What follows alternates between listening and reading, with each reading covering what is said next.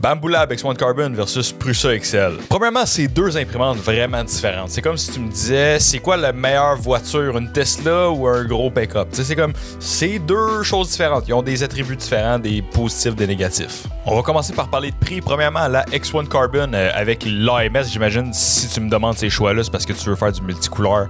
Avec l'AMS, va être 1869. Quoique, je te recommande fortement d'aller pour la P1S. La seule affaire qui ont différent, c'est l'écran. L'écran tactile sur la X1 Carbon devient un écran à boutons sur la P1S, mais sinon, pas mal tout est pareil pour 800$ de moins. Et pour la Prusa XL, on est à 1999, mais pour ce prix-là, on a juste une tête d'impression, donc on n'a pas l'habilité de faire du multicouleur. Donc si on prend l'upgrade avec 5 têtes d'impression, on va avoir un imprimante qui nous coûte 3500$. Puis tu vois ici où ce que ça dit semi-assemblé, et bien pour 500$ de plus, tu peux l'avoir complètement assemblé. Puis là, je mets complètement assemblé entre guillemets parce qu'il va falloir quand même que tu mettes les têtes d'impression, que ça prend un bon 20 minutes, une demi-heure par tête d'impression.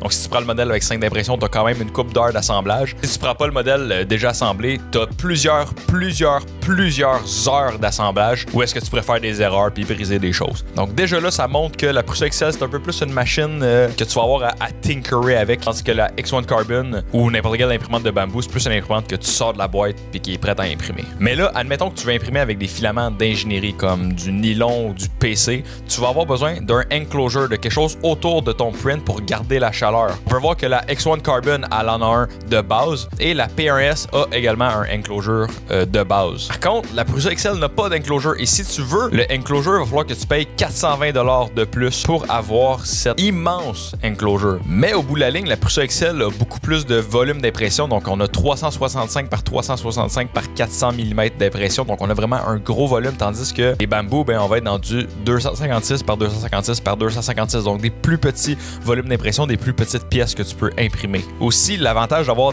différentes têtes d'impression, c'est que tu peux imprimer avec différents matériaux en même temps. Donc, tu peux imprimer des supports en PETG pour du PLA, des supports qui vont pouvoir se coller à la pièce et donner aucune marque puis s'enlever sans aucun problème. Tu peux faire des choses, mettons, avec du TPU pour mettre des jointures en TPU à l'intérieur de tes pièces. Il y a plein de choses cool que tu peux faire avec ça. Par contre, pour être capable d'utiliser le plein potentiel d'une imprimante à 5000$, ça demande des connaissances en impression 3D plus élevées où est-ce que tu peux faire tes propres modèles, tu peux intégrer les fonctionnalités multi-têtes à ton avantage. Par exemple, mon collègue de travail qui est un ingénieur depuis plusieurs années s'est acheté la Prusa XL avec 5 têtes et il en fait bon usage parce qu'il y a des habiletés en impression 3D, il y a des habiletés en ingénierie, il est capable d'utiliser les fonctionnalités multi-têtes à son avantage. Si ton but c'est de faire des figurines multicolores puis que tu veux downloader des modèles sur l'internet puis pas trop te casser la tête avec ça, puis que t'as pas 5000$ à mettre sur une imprimante 3D, bro, casse-toi pas la tête là, va avec une P1S.